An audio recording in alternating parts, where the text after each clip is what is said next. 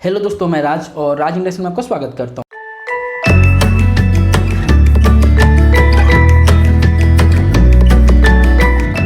दोस्तों आज है संडे और आपका क्वेश्चन के लेकर दोस्तों मैं आंसर। तो सबसे पहले यहाँ पे देखेंगे दोस्तों, अगर इंडक्शन से रिलेटेड कुछ भी आपको पूछना चाहते हो तो इस वीडियो को कमेंट में जाके कमेंट कर सकते हो सकता है तो आपको छोटी छोटी जानकारी तुरंत रिप्लाई मिल जाएगी, या अगर मान लो कुछ बड़ा टॉपिक है तो संडे को वीडियो बना के आपको बता देंगे। ओके दोस्तों, तो वीडियो को फटाफट यहाँ से शुरू करेंगे। सबसे पहले एक मेरे पास क्वेश्चन आ रहा है एमडी निसार से, राज भाई रजिस्टेंस का कलर कोड पता करने का आसान तरीका बताइए, क्योंकि मैं कितना भी सीखता हूँ कुछ दिन के बाद भूल जाता हूँ। देखिए यहाँ पे थोड़ा सा ध्यान देंगे, आप अगर रजिस्टेंस का कलर कोड को याद करोगे लेकिन कुछ दिन बाद भूल जाओगे।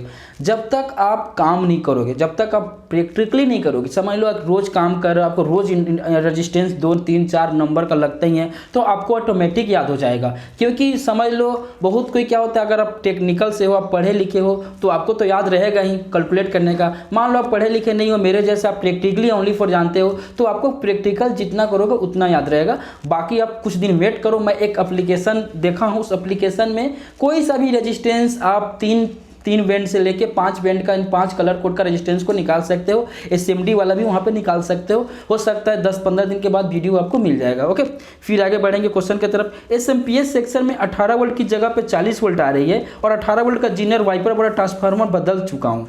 तो सबसे पहले आप 18 वोल्ट का जीनर बदल दिए, ट्रांसफार्मर बदल दिए, वहाँ पे एक कैपेसिटर लगा रहता है 63 वोल्ट का, उसको आपको चेंज करना पड़ेगा। और दूसरी चीज़, आप लोड कम से कम लगभग मान लो जहाँ वहाँ पे फैन लगा के देखो, कभी कभी क्या होता है लोड पे वोल्टेज कम हो जाता है तो आप वहाँ पे फैन लगा लो। कौन सा फैन, जो इंडक्शन के अंदर में फैन लगी रहती है वहाँ पे एक बार फैन लगा के वोल्टेज को चेक कर लो। ओके जी, फिर आगे बढ़ेंगे क्वेश्चन की तरफ। How to check transformer voltage. तो जो आप ट्रांसफार्मर का बता रहे हो उसमें हमारे जो इंडक्शन में लगा रहता है, वो ट्रांसफार्मर का वोल्टेज चेक करने के लिए सबसे पहले वो हाई फ्रीक्वेंसी पे ट्रांसफार्मर काम करता है। और वो फ्रीक्वेंसी वहाँ पे जनरेट कौन सा करता है, वहाँ पे मॉसफेट आईसी जो 8 पिन या 7 पिन की रहती है, वो क्या करता है वहाँ पे फ्रीक्वेंसी को जनरेट करता है, जो हमारे एसएमपीएस हाई फ्रीक्वेंसी में काम करता है। तो वहाँ से 2 आउटपुट सप्लाई निकलती है, एक निकलता है 18 वोल्ट और एक निकलता है 9 वोल्ट। अगर आपका एसएमपीएस 4 पिन का होगा तो उसका वर्किंग का सिस्टम थोड़ा सा थ्योरिटिकल अलग होगा। अगर आपका एसएमपीएस 5 पिन से ज़्यादा का होगा तो उसका वर्किंग प्रिंसिपल अलग होगा। ओके, तो उसको चेक करने के लिए सबसे पहले क्या होगा, आप डिजिटल मल्टीमीटर से एसएमपीएस में प्राइमरी वाइंडिंग में वोल्टेज चेक करोगे तो वहाँ पे वोल्टेज शो नहीं करेगा क्योंकि वहाँ पे फ्रीक्वेंसी हाई रहता है। अगर आप एनालॉग मल्टीमीटर चेक करोगे प्राइमरी में तो वहाँ पे एनालॉग में मल्टीमीटर में दिखा देगा वोल्टेज को। ओके दोस्तों, फिर आगे बढ़ेंगे। उषा इंडक्शन में सेंसिंग प्रॉब्लम, क्या प्रॉब्लम है, उषा इंडक्शन का मेटल सेंस नहीं कर रहा है तो आईजीबीटी सेक्शन को आपको चेक करना पड़ेगा। ओके, फिर एक क्वेश्चन आ रहा है कि राज सर एक हेवल्स का इंडक्शन है जिसका मॉडल नंबर इंस्टाकुक ETX जिसमें येलो एरर कोड आ रहा है, कौन सा प्रॉब्लम है सर बताने की कष्ट करें। तो सबसे पहले जो आप हेवल्स की कंपनी का इंडक्शन, उसमें येलो करने का मतलब क्या होता है, लो वोल्टेज। ओके, तो आपको क्या करना पड़ेगा, सबसे पहले पावर सप्लाई सेक्शन को चेक करना पड़ेगा। फिर एक क्वेश्चन आ रहा है मेरे पास, राज भाई मेरे पास एक वी गार्ड का VIC10 V2 इंडक्शन बनने आती है बट उसमें एसएमडी 80-50 85-50 लगा है और मेरे पास नहीं है, तो आप एसएमडी रेजिस्टेंस और ट्रांजिस्टर के लिए कैसे करते हो, क्या आपके पास है क्या, एसएमडी वाले इंडक्शन को बनाने में बहुत प्रॉब्लम हो रही है, आप कैसे करते हो कुछ बताइए। तो सबसे पहले मैं क्या करता हूँ, जो एसएमडी 80-50 और 85-50 मेरे पास अवेलेबल है तो मेरे को क्या करता है उतना दिक्कत नहीं होती है। दूसरी क्या होता है, मेरे पास लगभग मैं मान लो कि आप बता देता हूँ आपको, जो एसएमडी वाले जैसे वी गार्ड V2 में लगा रहता है, हेवल्स में लगा रहता है, उषा में 3616 मॉडल में लगा रहता है, यानी एक पीसीबी जो है उस अधिकतम 80% मॉडल में लगा रहता है। तो मेरे पास क्या होता है, उषा का 3616 का बहुत सारा पर्याप्त पीसीबी रहता है, इधर से उधर करके मैं रिपेयर कर लेता हूँ। ओके, अगर आपको मान लो एसएमडी ट्रांजिस्टर चाहिए तो आप आ सकते हो गोल बाजार राहुल इंटरप्राइजेस, वहाँ पे आके ले सकते हो। फिर एक आगे क्वेश्चन की तरफ बढ़ेंगे। मेरे पास एक और क्वेश्चन आ रहा है कि मेरे इंडक्शन का ऊपर वाला टूट गया है तो क्या करें। तो उसको मैकेनिक के पास या अपने नज़दीकी जो टेक्नीशियन होगा, रिपेयर करता होगा, उसके पास ले जाके आप बनवा लो। वैसे आपको कुछ मार्केट में उसका ग्लास मिल जाता है, आप ला के चिपका भी सकते हो। फिर एक और क्वेश्चन आ रहा है कि 5 मिनट चलने के बाद ऑफ हो जाता है, बजाज का इंडक्शन है, प्रीसेट भी चेंज किया फिर भी ठीक नहीं हुआ, प्लीज़ बताइए क्या प्रॉब्लम है। तो जो 5 मिनट चलने के बाद बंद हो जाता है तो प्रीसेट की प्रॉब्लम नहीं है, वो IGBT सेंसर की प्रॉब्लम है। तो IGBT सेंसर को आपको रिप्लेसमेंट करके देखना पड़ेगा। ओके, फिर देखेंगे एक और क्वेश्चन आ रहा है कि राज सर मार्केट से मैं कैनसोनिक का बोर्ड चाइना किट लाया हूँ, 1800 वाट का है, उसमें E2 का एरर आ रहा है, तो कृपया बताइए।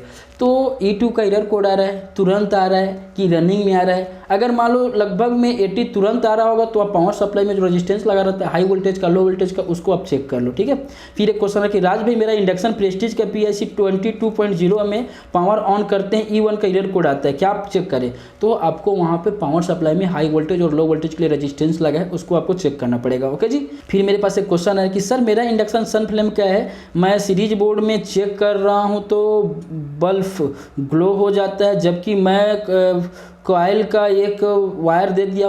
आप थोड़ा सा इसको अच्छे में लिखें क्योंकि आप देख सकते हो कि यहाँ पे समझ में नहीं आ रहा है। तो सबसे पहले आप ब्रिज रेक्टिफायर डायोड को चेक कीजिए और थोड़ा सा अच्छे से लिखे कीजिए, आपके स्पेलिंग पर ध्यान दीजिए क्योंकि यहाँ पे आपका मीनिंग मिस्टेक है, तो थोड़ा सा ध्यान दीजिए। ज़्यादा होता है तो आप हिंदी में लिखेंगे तो मेरे को और ज़्यादा समझ में आता है। ठीक है जी, फिर एक क्वेश्चन की तरफ बढ़ते हैं। आपसे सीखना है, कैसे सीख सकता हूँ राज सर जी? ऑनलाइन या ऑफलाइन जो भी हो, बाकी आपकी वीडियो से बहुत कुछ सीखा हूँ, आपको बहुत बहुत धन्यवाद, उत्तर जरूर दीजिएगा। तो मैं आपको बताया, तो मान लो आप इंडक्शन का यूट्यूब में वीडियो देखते हो तो उससे बेस्ट वीडियो मेरे इंस्टाग्राम एप्लीकेशन में आपको मिल जाएगा। आप यहाँ पे देख सकते हो, थ्योरिकल भी मिलेगा, प्रैक्टिकल भी मिलेगा।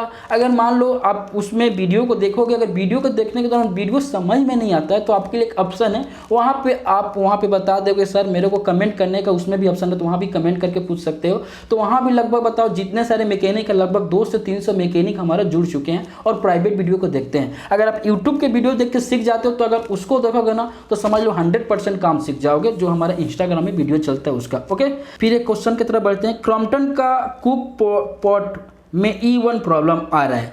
तो E1 की प्रॉब्लम जो आ रही है, सबसे पहले क्या होता है कि कोई सा भी कंपनी का अगर मान लो एरर कोड आता है तो उसमें जो रेजिस्टेंस लगी रहती है हाई वोल्टेज के लिए, लो वोल्टेज के लिए, जितने सारे हाई वोल्टेज वाला रेजिस्टेंस लगा रहता है, 270 के लगा होगा, 470 के लगा होगा, 820 के लगा होगा, 330 के लगा होगा, वो 1 वाट में या 2 वाट में लगते हैं। वो रेजिस्टेंस को आप लोग को चेक करना पड़ेगा। ओके जी, फिर एक क्वेश्चन की तरफ बढ़ते हैं। मेरे पास एक हेवल्स का इंस्टाकुक मॉडल है, उसमें E6 आता था। मैंने अपने दोस्त के कहने पर IC के नीचे टूथपेस्ट डाल दिया था, उसके बाद में पावर देने पर मेरा इंडक्शन डायोड और IGBT शॉर्ट हो गया। तो डायोड और IGBT कितने मिलेगी? तो सबसे पहले क्या होता है कि अगर आप कोई भी आपको कुछ भी बोलेगा वो आपको करना नहीं है। आप टूथपेस्ट वहाँ पे डालो, उसमें लिक्विड होती है और लिक्विड पता है किसी भी PCB हो इलेक्ट्रॉनिक्स, उसमें क्या होता है शॉर्ट सर्किट हो जाएगा।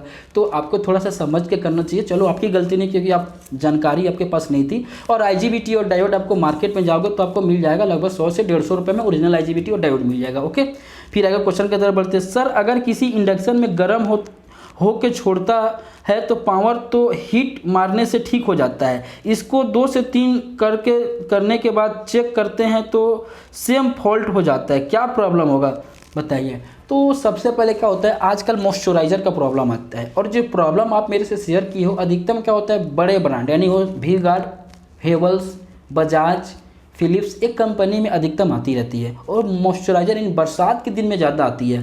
तो आपको क्या करना पड़ेगा पावर सप्लाई में, अगर आपसे रिपेयर होता है तो ठीक है। तो रिपेयर में क्या क्या करना पड़ता है, SMPS वाइपर वाला IC 7 पिन की लगी रहती है, वहाँ पे 8 पिन का ट्राई करो। अगर मान लो नहीं होता है तो आसान है, मार्केट में अवेलेबल है मॉड्यूल को आसानी से लगा सकते हो। अगर आपको मॉड्यूल चाहिए तो नीचे में लिंक दे दिया हूँ, आप वहाँ से जाके मॉड्यूल ले सकते हो। फिर एक मेरे से क्वेश्चन है कि भाई मेरा 2 सवाल है। पहला सवाल, मेरे पास प्रेस्टीज इंडक्शन का IGBT बार बार शॉर्ट हो रहा है। मैं IGBT डायोड 0.33 कैपेसिटर और 5 का कैपेसिटर चेंज करके लेकिन फिर भी शॉर्ट हो रहा है। और दूसरा सवाल, ऑल इंडक्शन कंपनी में डिस्प्ले बोर्ड का बटन काम नहीं करता है। मैंने बटन को चेंज किया लेकिन काम नहीं कर रहा है और डिस्प्ले ऑटोमेटिक ऑन ऑफ हो रहा है। ठीक है, तो पहला सवाल का आंसर ये है कि अगर आपका IGBT शॉर्ट हो जा रहा है तो पल्स विड्थ मॉड्यूलेशन में आप ट्रांजिस्टर चेक नहीं किए, जो इंपॉर्टेंट होता है। कैपेसिटर जो होता है 3.00 माइक्रोफैराड का, उसको तो समझ लो आप जैसे IGBT लगाओगे तुरंत शॉर्ट मारेगा, तो समझ लो क्या होगा, आपका कैपेसिटर वीक है। अगर मान लो IGBT लगाते हो, IGBT लगाने के बाद 10 से 20 सेकेंड बाद अगर शॉर्ट हो जाता है तो पल्स विड्थ मॉड्यूलेशन में जो ट्रांजिस्टर लगे रहते हैं उसको आपको चेक करना पड़ेगा। ओके, और दूसरी सवाल ये है कि अगर आपको मान लो इंफ्रारेड कंपनी का ऑल मीटर का इंडक्शन है तो उसमें आपका स्विच काम नहीं कर रहा है तो टच पैनल में होगा, कीपैड में नहीं होगा, क्योंकि टच पैनल में अधिकतम क्या होता है टच काम नहीं करता है, तो उसमें मॉइस्चराइज़र और नमी की प्रॉब्लम होती है। आपको वहाँ पे टच को सिस्टम को बाहर निकालो और उसको अच्छे से सफाई करो, क्लीन करो, उसके बाद वो काम करना शुरू कर देगा। ओके, फिर एक क्वेश्चन की तरफ बढ़ते हैं। बजाज ICX7 हीट होकर 1 सेकेंड में छोड़ देता है। तो बजाज का ICX7 है, हीट होकर छोड़ देता है, तो आप प्रीसेट को चेक करो। अगर मान लो आपको पूरी इसका डिटेल्स चाहिए तो मेरा ऑनलाइन कोर्स में लगभग 3 वीडियो बना हुआ है इसके ऊपर में। अगर मेरे को उम्मीद है कि उस तीनों वीडियो को आप देख लोगे ना, तो अगर आपसे वो इंडक्शन नहीं बनेगा तो समझ लो इंडक्शन किसी से नहीं बनेगा, क्योंकि मैं उस वीडियो को बनाया हूँ जो उसमें प्रॉब्लम आती है। 3 पार्ट में बना है, पार्ट 1 और पार्ट 2, यहाँ पे जाकर देख सकते हो। उसको मिल्क मोड प्रॉब्लम बोलते हैं। तो कुछ दिन का बाद हो सकता है तो इसको यूट्यूब में शेयर कर सकता हूँ। अगर मेरे ऑनलाइन कोर्स करने वाले का इजाज़त देंगे तो शेयर कर सकता हूँ। ओके, फिर आगे बढ़ते हैं कुछ तरफ। ब्रोदर जो यूनिवर्सल न्यू PCB उसमें IGBT चेंज करना है तो 1203 और 25N120 लगाया जा सकता है क्या? हाँ, आराम से लगाया जा सकता है। अगर मान लो बहुत कोई क्या करता है, जो IGBT का नंबर है उसको पीछे पड़ जाता है। अगर आपके पास IGBT सेम नंबर का नहीं मिल रहा है तो ओरिजिनल IGBT आप लगा सकते हो, बस ओरिजिनल होना चाहिए। और मार्केट में बहुत कोई क्या होता है कि जो इलेक्ट्रॉनिक्स दुकानदार वाले होते हैं वो बोल देते हैं कि भैया की ओरिजिनल है, तो ओरिजिनल IGBT मार्केट में अवेलेबल नहीं है। इसका मैं पहचान का तरीका बताऊंगा कि ओरिजिनल IGBT कैसे पहचाने और लोकल IGBT को कैसे पहचाने। ठीक है, ओरिजिनल जो IGBT होता है वो मार्केट में अवेलेबल नहीं होता है, ओनली फॉर सर्विस सेंटर वाले के पास होता है। ठीक है, उसका पहचानने का अलग तरीका है। और उसी का क्या होता है, जो कॉपी बोलते हैं वही मार्केट में अवेलेबल होता है, जो हम लोग यूज करते हैं। और हम लोग क्या करते हैं, यूज करते हैं तो उसमें क्या होता है, कंप्लेन आती है। तो आपको क्या करना पड़ेगा, IGBT का कोई सा भी नंबर है, अगर आपके पास पुराना PCB है उसमें IGBT ओरिजिनल लगा होगा तो उसको आप लगा सकते हो। अगर नहीं लगा होगा तो आप कहीं से भी पुराना IGBT आप व्यवस्था करके उसमें यूज कर सकते हो। ओके, फिर एक क्वेश्चन की तरफ बढ़ते हैं। सर जी, मेरा induction Bajaj majesty ICX pearl है, उसमें लाइन देने पर एक बार डिस्प्ले में लाइन आती है,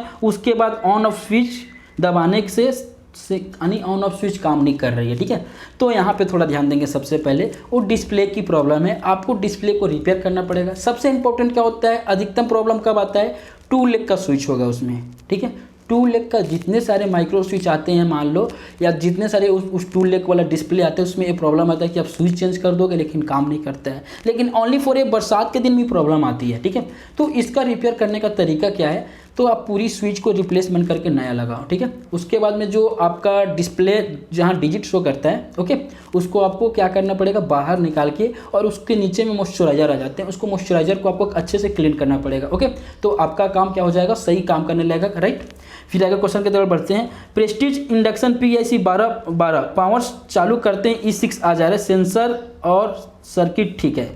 तो प्रेस्टीज का इंडक्शन है 12 पॉइंट और चालू करते हैं E6 आ रहा है, सेंसर और सर्किट ठीक है। तो कौन सा सेंसर, तो इंपॉर्टेंट क्या होता है, आपको यहाँ पे थोड़ा सा ध्यान देगा। PCB के पास जाओगे, जहाँ पे IGBT लगा रहता है वहाँ पे TM लिखा रहेगा, वो टेम्परेचर सेंसर है। अधिकतम जो E6 की एरर कोड आती है प्रेस्टीज में, मॉडल नंबर आप जो PIC 12 में इसी की प्रॉब्लम आती है, और 99% आप उसको चेंज कर दो। और मेरा विश्वास करो, अगले कमेंट बॉक्स में आप जरूर मेरे को बोलोगे सर मेरा इंडक्शन बन गया, उसको आपको रिप्लेसमेंट कर दो। वो SMD पैकेज में आपका अवेलेबल नहीं होती है, तो जो कॉइल वाली सेंसर होती है उसको कटिंग करके वहाँ पर यूज कर देना, आपका काम हो जाएगा। करेक्ट, फिर एक आप क्वेश्चन की तरफ बढ़ते हैं। आपकी वीडियो देखकर मैंने 90% रिपेयरिंग सीखा हूँ, बहुत बहुत धन्यवाद। मैं उत्तम महाराष्ट्र से। तो धन्यवाद जी कि आप लोग थोड़ा मेरा सपोर्ट करते हैं। और बहुत कोई क्या करता है, गाली भी देता है। क्योंकि गाली क्यों देता है, वीडियो को डिसलाइक क्यों करता है, क्योंकि उनका कॉल अटेंड नहीं कर पाता हूँ। आपको पता होगा कि मैं जो आज वीडियो शूट कर रहा हूँ दोपहर को लगभग 3 बजे है, मैं लंच टाइम में आके आज शनिवार को वीडियो शूट कर रहा हूँ, क्योंकि टाइम की इतनी दिक्कत होती है। अगर आप मान लो रिपेयर करते हो, अगर आपके पास मोबाइल होगा, मैं आपको स्क्रीनशॉट यहाँ पे दिखा देता हूँ। 2 घंटे में लगभग मेरे पास 17 कॉल आए हुए हैं, स्क्रीनशॉट देख लो। अगर आप लोग का इजाज़त होगा ना तो एक दिन मैं घर पर रह के और कॉल रिकॉर्डिंग करके एक दिन वीडियो बताऊँगा। आप लोग खुद उसका निर्णय करना कि सर मोबाइल जो आप बात करते हो गलत, मोबाइल बात ही मत करो, क्योंकि ऐसे ऐसे कॉल आते हैं। कोई भी घर में इंडक्शन खोल देता है, कोई भी कॉल कर देता है। वीडियो में नंबर दिया पटाखा, आज तो पैसा लगना नहीं है, आजकल फ्री है, हाँ कॉल कर दो। ये नहीं सोचते कि अगला आदमी क्या कर रहा होगा, कौन सी काम में फंसा होगा। जो हमारा काम होता है ना उसमें बहुत माइंड भी लगता है, और कौन से काम में फंसे उसी समय फ़ोन बजना शुरू हो जाता है। सर बता दो, वीडियो में जब आप देख के नहीं सीख सकते हो तो फ़ोन में बताने से क्या सीखोगे। ठीक है, तो मैं आपसे रिक्वेस्ट है कि आप लोग बुरा मत माने करो, जो भी आप करते हो तो अच्छे से उसको किए करो, और आपका काम जरूर होगा और ज़रूर बनेगा। मैं अपने बारे में ज़रूर बताऊंगा नेक्स्ट वीडियो में, क्योंकि आप लोग बोलोगे सर आप कहाँ का कहाँ बात कर रहे हो, इसके नाम से आगे टॉपिक पढ़ेंगे, अपने टॉपिक पे ध्यान देंगे। ओके, फिर एक मेरे पास क्वेश्चन आ रहा है कि सर हमारे पास उषा का इंडक्शन है, पैनल लाइट ब्लिंकिंग कर रहा है, तो उसमें 5 वोल्ट की ड्रॉप कर रही होगी तभी आपका डिस्प्ले ब्लिंकिंग कर रहा है। तो आपको क्या करना पड़ेगा, 5 वोल्ट को चेक कर लो और वहाँ पे एसएमपीएस ट्रांसफार्मर और वहाँ पे 7 पिन का आईसी लगा होगा, वहाँ पे 8 पिन का आईसी लगाओ और वहाँ पे एक 18 वोल्ट का जीनर लगाओ आईसी के 3 नंबर पिन से 4 और 4 नंबर पिन पे। 4 नंबर पिन पे कैथोड रहेगा जीनर डायोड का और 3 नंबर पिन पे एनोड रहेगा। ओके, फिर आगे क्वेश्चन के तरफ बढ़ते हैं। फिलिप्स इंडक्शन है, उसका डिस्प्ले काम नहीं कर रहा है तो क्या करें। फिलिप्स इंडक्शन का डिस्प्ले काम नहीं कर रहा है तो उसको रिपेयर करो, स्विच चेंज करो, रेजिस्टेंस को चेक करो, मॉइस्चराइजर की प्रॉब्लम है उसको क्लीन करके चेक करो। ठीक है, फिर एक क्वेश्चन के तरफ बढ़ते हैं। वेरी नाइस वीडियो सर, क्या इंडक्शन में पावर सप्लाई मॉड्यूल लगाने पे क्या फैन डायरेक्ट हो जाता है क्या। नहीं, आप पावर सप्लाई मॉड्यूल लगाते हो तो फैन डायरेक्ट नहीं होगा, क्योंकि वहाँ पे मॉड्यूल से पॉजिटिव दोगे और नेगेटिव पीसीबी से मिलता है। तो क्या होता है, वहाँ पे आप समझ लो ट्रांजिस्टर लगा रहता है, ट्रांजिस्टर को चेंज कर दो, जो 80-50 एनपीएन ट्रांजिस्टर है उसको रिप्लेसमेंट कर दो, आपका काम हो जाएगा। ओके, फिर एक क्वेश्चन हमारे पास आ रहा है कि सर ट्रांसफार्मर एसएमपीएस को कैसे चेक करें। तो ट्रांसफार्मर एसएमपीएस को मैं समझ लो शनिवार को वीडियो अपलोड कर दिया हूँ, उस वीडियो का आई बटन में लिंक दे देता हूँ, उस वीडियो को आप जाकर देख लेना कि एसएमपीएस ट्रांसफार्मर को जो 4 पिन का होता है उसको चेक करने का तरीका बता दिया हूँ। बाकी एसएमपीएस प्रॉब्लम का 2-3 वीडियो पड़ा होगा, उसको आप देखोगे तो आसानी से समझ आ जाएगा कि एसएमपीएस ट्रांसफार्मर को कैसे चेक करें। ठीक है जी, तो दोस्तों आज का वीडियो यहीं पे समाप्त होता है। वीडियो में दोस्तों कुछ मेरे से मिस्टेक हुई होगी तो वीडियो को देख के आप बुरा मत मानना, और दोस्तों वीडियो आपको अच्छा लगता होगा तो वीडियो को लाइक करना। नेक्स्ट संडे कमेंट बॉक्स में सोचूंगा कि अच्छे से टॉपिक बनाऊंगा और वीडियो आपको जरूर बना के बताऊंगा। तो आज के वीडियो देखने के लिए दिल से धन्यवाद। मैं राज।